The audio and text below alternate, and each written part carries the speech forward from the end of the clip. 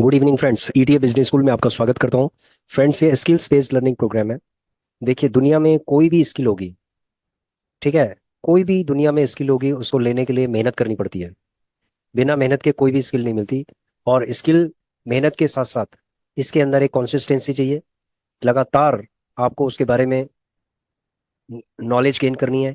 उसके बारे में आपको और ज़्यादा एक्सप्लोर करना है। ठीक है, ज़्यादा से ज़्यादा आपको जानकारी जुटानी है।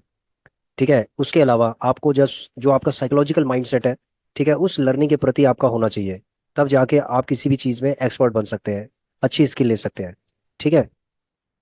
तो ईटीएफ बिजनेस स्कूल आपको ईटीएफ के बारे में बताता है कि ईटीएफ में किस तरीके से आप इन्वेस्टिंग कर सकते हैं। ये पूरी लर्निंग है। ठीक है, किस तरीके से आप ईटीएफ को लर्न करते हैं, कैसे ईटीएफ को आप साइकोलॉजिकली कैसे इसको समझते हैं, किस तरीके से इसके अंदर इन्वेस्टमेंट कर सकते हैं। देखिए, स्टॉक मार्केट के अंदर आप कोई भी इन्वेस्टमेंट करो, किसी भी टाइप की इन्वेस्टमेंट करो, लेकिन हमेशा रिस्क रहता है। रिस्क बना रहता है। कोई ये नहीं कह सकता है कि 100% गारंटी इसके अंदर होती है, कोई गारंटी नहीं होती है। आप अपने खुद के रिस्क और रिवार्ड को एनालिसिस करके ही इन्वेस्टमेंट करते हैं। ठीक है। तो हम भी जो ईटीएफ के अंदर इन्वेस्टमेंट करते हैं, अपने रिस्क रिवार्ड के बेसिस पे ही हम इसके अंदर इन्वेस्टमेंट करते हैं। इसके अंदर हमें पता है कि स्टॉक मार्केट के अंदर हमेशा रिस्क बना रहता है, तो हम रिस्क को मैनेज करते हैं। और रिस्क मैनेजमेंट जिसको कहा जाता है, समझ गए फ्रेंड्स। तो एक बार फिर हम अपने पोर्टफोलियो को रिव्यू करेंगे। एनजीएसएल एनालिसिस का मतलब जो हमारा हमने जो एनालिसिस किया था, उसके बाद हम रिव्यू करेंगे पोर्टफोलियो को। ठीक है। पोर्टफोलियो को टाइम टू टाइम रिव्यू करना चाहिए। तो आइए चलते हैं हम एक बार। सबसे पहले चलते हैं हम, जो हमारा एनजीएसएल का स्टेटस क्या है। देखिए फ्रेंड्स, निफ्टी 20 के अंदर हमारे 200 क्वांटिटी है, इससे ज़्यादा नहीं हो पाए क्योंकि मार्केट एकदम से ऊपर चला गया। जब ऊपर जाता है तो हम आरएसआई को चेक करते हैं। अगर आरएसआई बहुत तेज़ी से ऊपर की तरफ जा रहा है, ठीक है, और मार्केट नीचे नहीं गिर रही है, तो उसमें हम बाय कभी नहीं करते। गोल्ड 20 के अंदर 3% नीचे गिरा था ये, 3 पॉइंट समथिंग परसेंटेज नीचे गिरा था, उस समय हमने इसमें थोड़ी बहुत बाइंग की थी। तो ये 2975 हो चुका है। और इसमें अभी हमारा जो है माइनस चल रहा है। ठीक है, कोई दिक्कत नहीं है। अगर ये और नीचे गिरता है, यानी 75 पे जाता है, 77 पॉइंट समथिंग है, 75 पे जाएगा, तो हम हो सकता है कि इसके अंदर हम 500 क्वांटिटी हम इसके अंदर और ज़्यादा लें। तो गोल्ड बीज जितना गिरेगा उतना हम इसको उठाते जाएंगे। सिमिलरली सिल्वर बीज है, जितना ये गिरेगा हम इसको उठाते जाएंगे। अभी इसकी क्वांटिटी 975 है। ठीक है। और अभी ये माइनस दिखा रहा है, -994 पॉइंट समथिंग दिखा रहा है। तो ये भी माइनस है, कोई दिक्कत नहीं है। उसके बाद है हमारा एल टी गिल्ड बीज है। ठीक है, ये तो टाइम के हिसाब से इसमें ग्रोथ होती है। और ये लगभग एक साल में 8% के आसपास तो रिटर्न देते ही है। ठीक है, जैसे एफडी है उसी तरीके से रिटर्न देता है। तो अभी 390 रुपये का इसमें इसके अंदर प्रॉफिट है। तो ओवरऑल अगर देखा जाए तो 2480 रुपये अभी माइनस चल रहा है। ठीक है। और यहाँ पर हमने एक ट्रैकिंग के लिए लगा रखा है कि हम एसडब्ल्यूपी अगर करेंगे तो कितना करेंगे। तो फ्रेंड्स, अगर हम एट प्रेजेंट देखें तो एसडब्ल्यूपी हमें 3078 के आसपास करना चाहिए। लेकिन हमारा ये माइनस आ रहा है, तो अभी तो हम एसडब्ल्यूपी का कर ही नहीं सकते। अभी तो हम सिर्फ इन्वेस्टमेंट मोड पे हैं। अभी हम विड्रॉवल मोड पे नहीं है। अभी हम इन्वेस्टमेंट मोड पे हैं, और ये इन्वेस्टमेंट चलती जाएगी जब तक कि हमारा टारगेट, ठीक है, 10 लाख तक हो जाएगा। यानी कि 1 मिलियन का टारगेट है हमारा। 1 मिलियन जैसे ही हो जाता है, उसके बाद फिर हम देखते हैं कैसे करते हैं। तो 1 मिलियन होने के साथ साथ क्या होगा, जब मार्केट ऊपर की तरफ आएगी, तो ये जो हमारा सिस्टमेटिक जो विड्रॉवल प्लान है, उससे ये कम से कम 3 गुना, 4 गुना, 5 गुना होना चाहिए ये वाला। यानी कि अगर ये 4 है तो ये 20,000 रुपये यहाँ दिखाई देना चाहिए। अगर ये 20,000 रुपये यहाँ दिखाई देगा और हमारा 3-4 हज़ार, 5 हज़ार के आसपास है, यानी 4 टाइम्स, 3 टाइम्स, 4 टाइम्स, 5 टाइम्स ये होना चाहिए, तब हम एस आराम से इसके अंदर कर सकते हैं। ठीक है फ्रेंड्स। ठीक है, तो दो चीजें मैंने आपको बताई हैं। एक तो हमारा इसके अंदर 1 मिलियन मिलियन होना चाहिए। अभी ये देखो 4,23,000 के आसपास है, तो 10 लाख तक पहुंचते पहुंचते अभी थोड़ा टाइम लगेगा। और यहाँ पर ये जो हमारा एस में जो भी अमाउंट आएगा, जो ऊपर हमारा ओवरऑल जो प्लस होना चाहिए, वो लगभग 3 से 4 गुना होना चाहिए, मिनिमम 3 से 4 गुना होना चाहिए, तभी हम इसके अंदर कर सकते हैं। ठीक है फ्रेंड्स। ये तो एक डीमेट अकाउंट का हो गया। दूसरे डीमेट अकाउंट में अगर चलते हैं तो ये लगभग हमारा 1830 का प्लस दिखा रहा है ये। ठीक है, 1830 के आसपास ये प्लस दिखा रहा है। तो दोनों ही देखो एनजीएसएल के हैं, लेकिन एक के अंदर प्लस दिखा रहा है, एक के अंदर माइनस दिखा रहा है। ठीक है फ्रेंड्स, तो कोई दिक्कत नहीं है। ठीक है, ये हमने बाद में लिया होगा, ये बाद में हमने लिया है, तो इसीलिए बाद में जो प्राइस था इसका और कम था, नीचे गिरी हुई थी मार्केट, तब हमने उठाया। और अब मार्केट रिकवर कर गई है, तो इसीलिए ये प्लस है।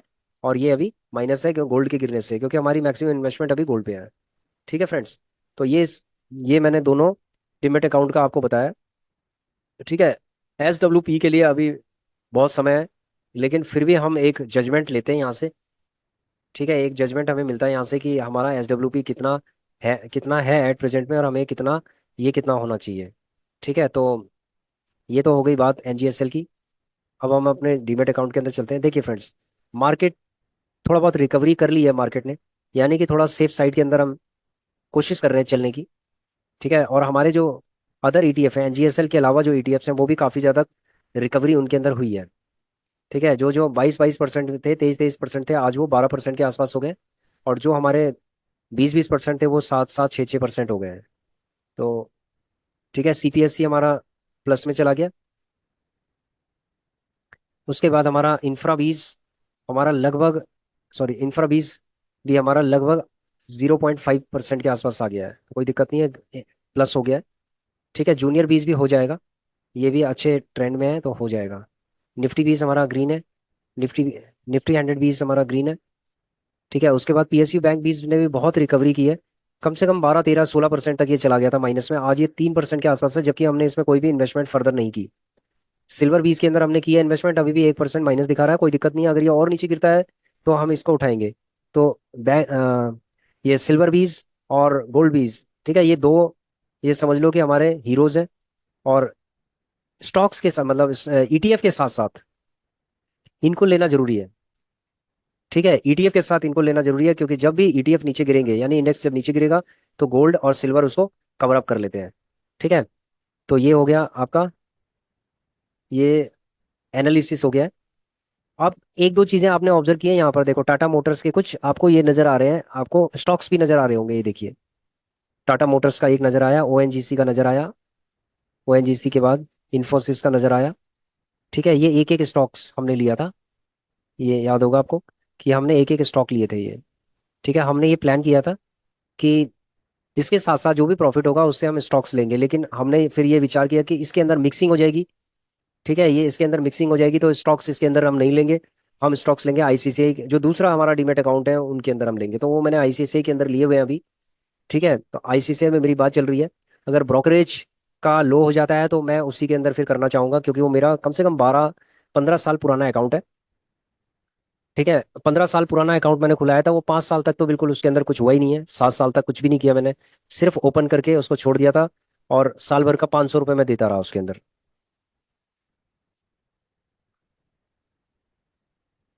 यहाँ पर आपने ऑब्जर्व किया है, टाटा मोटर्स देखो कितना परसेंट दिखा रहा है, ये 13% दिखा रहा है, जबकि ये एक महीना भी इसके इसको नहीं हुआ है। समझ रहे हो फ्रेंड्स, 1 मंथ के आसपास हो गया है। ठीक है, पूरा भी नहीं हुआ होगा, 13% का रिटर्न है। ONGC में चलेंगे तो कितने परसेंट का रिटर्न है, 17% का रिटर्न है फ्रेंड्स। ठीक है, इन्फोसिस में चलेंगे, ये बाद में लिया था, 6% का रिटर्न है। तीन स्टॉक्स मैंने आपको दिखाए हैं, ये तीन स्टॉक है, निफ्टी 50 के स्टॉक है। ठीक है, जो हमने टॉप क्लास के जो ETF हैं, उन ETF से हमने स्टॉक्स निकाले थे, और उन स्टॉक्स का ये परफॉर्मेंस है, आप देख रहे हैं। ठीक है, इसीलिए जो बड़े बड़े जो एक्सपर्ट्स हैं, जो लोग एक्सपर्ट्स हैं, वो लोग, उन लोगों ने क्या किया है कि कुछ अच्छे वीडियोस बनाए हैं, अच्छी लर्निंग वीडियोस बनाए हैं, उन आपको वो वीडियोस भी देखने चाहिए, कोई दिक्कत नहीं है। ठीक है, जहां से लर्निंग मिलती है फ्रेंड्स, वहां से आप लर्निंग लीजिए, कोई दिक्कत नहीं है। ठीक है, लर्निंग की ना तो कोई एज होती है, और लर्निंग के लिए आपको मैक्सिमम एक्सप्लोर करना चाहिए। आपको सिर्फ मेरे यूट्यूब चैनल के अलावा आप दूसरे यूट्यूब चैनल भी आप देख सकते हैं नॉलेज के लिए, और देखना भी चाहिए। और अगर आप दूसरे चैनल को देख रहे हैं तो मेरा चैनल भी आपको देखना चाहिए, हो सकता है कि कोई अच्छी चीज़ आपको इसमें दिख जाए। ठीक है, क्योंकि देखो हमारी जो स्ट्रैटेजी है, वो स्ट्रैटेजी हम आपको बता रहे हैं, बिल्कुल प्रूफ, आपको पूरा प्रूफ दिखाते हैं हम इसके अंदर, कि हमें फायदा हो रहा है या नुकसान हो रहा है या क्या हो रहा है। ठीक है, ये सारी चीज़ें, ये पूरा लर्निंग चैनल है एक तरीके से, आप ये समझ लीजिए कि लर्निंग चैनल है, और हर चीज़ को हम प्रैक्टिकली आपको दिखाते हैं इसके अंदर। ठीक है, तो यहाँ पर ONGC का, टाटा मोटर्स का, इन्फोसिस का मैंने दिखाया है। तो ये जो टॉप क्लास के जो ETF थे, उनमें से हमने ये लिए थे। ठीक है, अब आपने देखा होगा इनकी परफॉर्मेंस परफॉर्मेंस एक महीने के अंदर कितनी अच्छी परफॉर्मेंस हो गई है। तो जिन्होंने भी वीडियोस बनाए हैं, मैंने कई वीडियोस देखे भी हैं, कि निफ्टी 20 के जो स्टॉक्स हैं, जो टॉप क्लास के जो स्टॉक्स हैं, यानी निफ्टी 20 के, ठीक है, टॉप क्लास के जो स्टॉक्स हैं, अगर उनमें 10-10 हज़ार रुपए का आप इन्वेस्टमेंट करते हैं। ठीक है, 10-10 हज़ार का अगर आप उसके अंदर इन्वेस्टमेंट करते हैं, तो आप मान लीजिए कि एक महीने में अगर आपको 17% का रिटर्न मिल रहा है, तो आप समझ सकते हैं कि कितना तगड़ा रिटर्न है। 13% का एक महीने के अंदर रिटर्न, मैं कहता हूँ 6% का भी रिटर्न है एक महीने के अंदर मिल रहा है आपको। ठीक है, टोटल कितने स्टॉक्स हैं? टोटल निफ्टी 20 के कितने स्टॉक्स हैं? 50 स्टॉक्स हैं। मैं कहता हूँ 50 में काम मत करो, 20 के अंदर काम करो। अगर आपने 20 स्टॉक्स के अंदर काम किया और उसमें से 10 स्टॉक ऐसे हैं जिन्होंने आपको 10% से ऊपर का रिटर्न दे दिया है, ठीक है, 10% से ऊपर का रिटर्न दे दिया एक महीने के अंदर ही, इतना ब्लॉकबस्टर तरीके, लेकिन लेकिन लेना हिसाब से है, ऐसे नहीं लेना। आपको रिस्क रिवार्ड को मैनेज करके लेना है। टेक्निकली उसको समझना है कि भाई कहाँ पर ये लिया जाना चाहिए। ये नहीं कि मार्केट बहुत टॉप पे चल रही है, आरएसआई वहां पर 70-80 पे चल रहा है, आप एकदम से घुस गए। आपको आरएसआई भी चेक करना पड़ेगा कि अगर आरएसआई 40 के आसपास है, 35 पे चल रहा है, 40 पे चल रहा है, 45 पे चल रहा है, तो वहां पर आपको चेक करना है कि लेना चाहिए नहीं लेना चाहिए, ये डिसीजन आपको लेना है। समझ रहे हो? लेकिन क्या है, जो 50 स्टॉक्स हैं उसमें से हो सकता है कि 20 में आपको मौका मिले, ठीक है, इन्वेस्टमेंट करने का, जब मार्केट बिल्कुल नीचे की तरफ जा रही हो, यानी कि बेरिश मोड पे हो, जिस दिन मार्केट एकदम झटका दे दे नीचे, 3-3 4-4% जो है नीचे गिर जाए, तो उस समय आपको एक मौका मिलता है। वहां पर आप, जैसे सपोज 20 स्टॉक के अंदर आपने 10-10 हज़ार रुपये लगा दिए, तो आपका 2 लाख रुपीज का आपका इन्वेस्टमेंट हो गया। ठीक है, सपोज आपके पास 5 लाख रुपए, तो 5 लाख रुपए से भी आप निफ्टी 20 के जो स्टॉक्स हैं, ठीक है, निफ्टी 20 के जो स्टॉक्स हैं आप उसके अंदर भी आप काम कर सकते हैं। और एक एक महीने के अंदर आप 3-3%, 5-5% का आप रिटर्न ले सकते हैं। अगर मान लीजिए कि 10 स्टॉक आपने लिए और उन्होंने 5-5, 10-10% आपको रिटर्न दे दिया, मैं कहता हूँ 10% ना दे, 7% का आपको रिटर्न दे दिया, ठीक है, 10 स्टॉक ने, तो 7% का रिटर्न जो है ना आप ले लो, ले लिया। अब जो अगले जो 10 होंगे, वो हो सकता है अगले महीने आपको रिटर्न देंगे 10% का, उनको आपने होल्ड करना है। और उसके बाद आगे जो अपॉर्चुनिटी आएगी, उन 10 में आपको इन्वेस्टमेंट करना है। फिर 10 में जब आपने इन्वेस्टमेंट किया, तो जो नेक्स्ट जो 10 होंगे उनके अंदर, जिन जिन के अंदर आपका 10% से ऊपर का रिटर्न होगा ना, 7% से ऊपर का रिटर्न होगा, उनको आप एग्जिट करते जाओ। और जिनके आरएसआई 40 से नीचे हो, उनमें आप इन्वेस्टमेंट करते जाओ। तो यही साइकिल चलता रहेगा, यही साइकिल चलता रहेगा। इस साइकिल में आप बहुत सारा पैसा कमा सकते हो। समझ गए फ्रेंड्स? लेकिन ये जो स्टॉक में इन्वेस्टमेंट करने का जो सुझाव है ना, ये मैं कभी नहीं दूंगा आपको। फर्स्ट, जो आपका कैपिटल है, प्राइमरी कैपिटल है, उसको इस पे बिल्कुल नहीं लगाएंगे। ठीक है, उसको कब लगाएंगे? जब हमारे एटीएम में पैसा बनेगा भाई। हम कब लगाएंगे? जब हमारा SWP ये बनेगा। मैं अपने बारे में आपको बता रहा हूँ। जब हमारा SWP यहाँ से प्लान होगा, तो मैं ये कहता हूँ आपको कि देखो,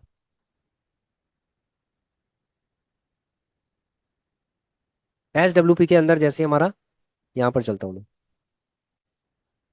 SWP के अंदर हमारा सपोज यहाँ पर 10 हज़ार रुपये हमारा बन रहा है। मैं कहता हूँ कि 10 हज़ार एक से हो गया, 10 हज़ार दूसरे से हो गया, 20,000 के आसपास हमारा मंथली आ रहा है। ठीक है, मंथली हमने SWP किया, और मंथली हम सैलरी से 20 हज़ार रुपये इसके अंदर लगाते हैं, तो 40 हज़ार रुपये हमारे हो गए। महीने का मतलब हम 40 हज़ार रुपये SIP कर सकते हैं। ये मैं आगे की बात बता रहा हूँ, 6 महीने, एक साल बाद की बात बता रहा हूँ, क्योंकि अभी हमें 1 मिलियन में तो टाइम लगेगा, लेकिन मैं आगे की बात बता रहा हूँ आपको।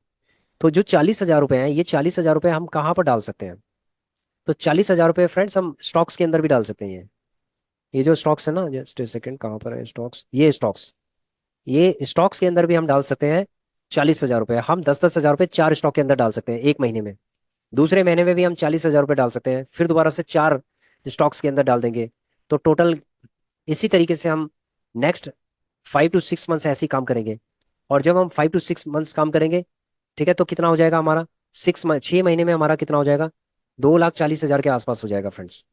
2,40,000 का मतलब 24 स्टॉक्स के अंदर हम 10-10 हज़ार रुपए की इन्वेस्टमेंट कर चुके होंगे नेक्स्ट 6 मंथ्स के अंदर। तो 6 मंथ्स में जब स्टॉक्स के अंदर 2,40,000 की जब इन्वेस्टमेंट हो जाएगी, तो 24 स्टॉक होंगे, तो उसमें से अब आप ये देखेंगे कि 10% किसने दे दिया, उसमें से एग्जिट कर दो। जो जो आपको 10-10% देता जाएगा, एग्जिट मारते रहो। 7% से ऊपर देगा, एग्जिट मारो। 6% से ऊपर देगा, एग्जिट मारो। ठीक है, एग्जिट मारते रहो। आप कोई भी मोह माया मत रखो स्टॉक्स के केस में। समझ गए? वहां पर आप एक पूरी रिकॉर्ड कीपिंग आपकी होगी कि इस स्टॉक में हमने इतने तारीख को हमने 10 हज़ार रुपये लगाए, और उसके बाद सेल जब हमने किया तो इतना पैसा बना। उसको रिकॉर्ड करते जाओ फ्रेंड्स, करते जाओ। मैं ये कहता हूँ कि बहुत जल्दी, बहुत जल्दी आपका जो पोर्टफोलियो है ना, वो बहुत ही स्ट्रांग होने लगेगा। समझ गए? आपका पोर्टफोलियो, जो NGSL का पोर्टफोलियो है, ये भी आपका स्ट्रांग होने लगेगा। और जो भी प्रॉफिट आप कर रहे हैं ना, उसके अंदर से जो प्रॉफिट आप निकालते जा रहे हैं, उसको भी आप री इन्वेस्ट करना है। समझ गए? और जो आप री इन्वेस्ट कर रहे हो ना, उसको हायर रिस्क में भी आप डाल सकते हैं। ठीक है, हायर रिस्क के अंदर डाल सकते हैं। जैसे स्टॉक से सपोज आपका 2 लाख है, तो 20 हज़ार रुपये मान लीजिए आ गए, एक महीने में मान लीजिए 10% का आपने रिटर्न कमाया, या 2 महीने में सपोज आपने 10% का रिटर्न कमाया, तो आपने 6 महीने में कितना कमाया? 6 महीने में कितना कमाया आपने? 30% का रिटर्न। साल भर में कमाया 60% का रिटर्न। मैं कहता हूँ 50% का भी आपने रिटर्न कमाया साल भर में, वो भी एक ब्लॉकबस्टर रिटर्न होता है। समझ गए फ्रेंड्स? तो तरीका यही है काम करने का। तो एकदम से पहले जो स्टॉक्स में है ना, लोग जंप करना स्टार्ट कर देते हैं। हम जंप नहीं करेंगे, हम इसको आराम से काम करेंगे। कोई दिक्कत नहीं है, कोई जल्दीबाजी नहीं है। स्टॉक में भी काम करेंगे। लोग कहते हैं ना, स्टॉक देखो, स्टॉक्स में पैसा बहुत तेजी से बनता है, उसके अंदर डिविडेंड मिलता है आपको, उसके अंदर इतना तेजी से ये बढ़ता है। आपके सामने मैंने दिखाया ना, ये देखिए, ये 1 महीने के अंदर टाटा मोटर्स ने 13% का रिटर्न दे दिया। फ्रेंड, 1 महीने में कौन देता है रिटर्न 1 महीने के अंदर? उसके बाद ओएनजीसी ने 17% का रिटर्न दे दिया है। इन्फोसिस ने इन्फोसिस ने 1 महीने के अंदर 6% का रिटर्न दे दिया है। 6% का रिटर्न दे दिया है इसने, इतने उतार चढ़ाव होने के बाद भी। तो आप समझ लो कि फ्रेंड्स, स्टॉक के अंदर कितना तगड़ा पैसा बनता है। ठीक है, अगर 10% का भी अगर एवरेज हम लगाएं, ठीक है, 10% का भी अगर हम एवरेज लगाएं, तो लगभग साल भर में ये कम से कम 50% का तो रिटर्न आपको दे ही देगा ये। आराम से 50% का रिटर्न दे सकता है, अगर मार्केट की स्थिति सही हो और हमारी स्ट्रेटेजी अच्छी हो। तो मैंने आपको सबसे पहले एनजीएसएल के बारे में बताया था, एनजीएसएल का पूरा बताया। और उसके बाद मैंने पोर्टफोलियो में भी दिखाया आपको, और एक तरीका बताया मैंने कि किस तरीके से स्टॉक्स के अंदर भी हम इन्वेस्टिंग कर सकते हैं। जब हमारे पास पैसा आने लगेगा मार्केट का, तब हम स्टॉक्स के अंदर इन्वेस्टमेंट कर सकते हैं। समझ गए फ्रेंड्स? तो अभी थोड़ा पेशेंस के साथ खड़ा रहना पड़ेगा। एकदम से बहुत जल्दीबाजी नहीं करनी है कि एकदम से कि पैसा मार्केट में एकदम से लगाना स्टार्ट कर दिया, वो चीज़ ठीक नहीं है। अब जैसे स्टॉक्स के अंदर हमारा अभी 19,000 रुपये स्टॉक्स के अंदर अभी इन्वेस्टमेंट है हमारा। ईटीएफ में देखना पड़ेगा, ईटीएफ के अंदर। उसके बाद म्यूचुअल फंड के अंदर है। ठीक है, एनएससी के अंदर नहीं, म्यूचुअल फंड के अंदर नहीं है, एनएससी अभी इनके अंदर नहीं है, लेकिन इनके अंदर भी हम करेंगे। ठीक है, समय आने दो, सब कुछ होगा इसके अंदर। एक तगड़ा पोर्टफोलियो बनेगा। धीरे धीरे करके पोर्टफोलियो बनता है, एकदम से कोई भी पोर्टफोलियो नहीं बनता फ्रेंड्स। देखो, स्टॉक मार्केट के अंदर काम करना है ना, तो आपको साइकोलॉजी अपनी मजबूत रखनी पड़ेगी। देखो, मार्केट जब नीचे की तरफ गिर रहा था तो सारे डर गए थे कि अब मार्केट बिल्कुल तहस नहस हो जाएगा, मार्केट में स्थिति खराब हो जाएगी। तो एकदम से देखो मार्केट बाउंस बैक कर गया, वहीं पर आ गया बिल्कुल। तो मार्केट से डरने की जरूरत नहीं है। और स्पेशली अगर आप ईटीएफ में काम कर रहे हैं, तो आपको बिल्कुल भी जरूरत नहीं है। ठीक है, स्पेकुलेशन से डरने की जरूरत है, उसमें आपका पैसा बर्बाद हो सकता है। लेकिन जो इन्वेस्टिंग है उसके अंदर आपका पैसा बिल्कुल सेफ है। समझ रहे हो? सेफ का मतलब ये है कि ऐसे नहीं है कि स्पेकुलेशन कर रहे हैं कि आज रात ही रात आपका खत्म हो गया। रिस्क मैनेजमेंट के साथ अगर आप काम कर रहे हैं, तो आपका पैसा सेफ है। रिस्क मैनेजमेंट आपको करना पड़ेगा फ्रेंड्स। ठीक है फ्रेंड्स? तो आशा करता हूँ कि आप लोगों को समझ में आ गया होगा। जो अपडेट होते हैं ना, वो अपडेट हम आपको बताते जाएंगे। ठीक है फ्रेंड्स? तो अभी तक का यही अपडेट है, फिर आगे का जो भी अपडेट होगा वो बताएंगे आपको। Thank you so much. Please share, subscribe and like our channel. Thank you.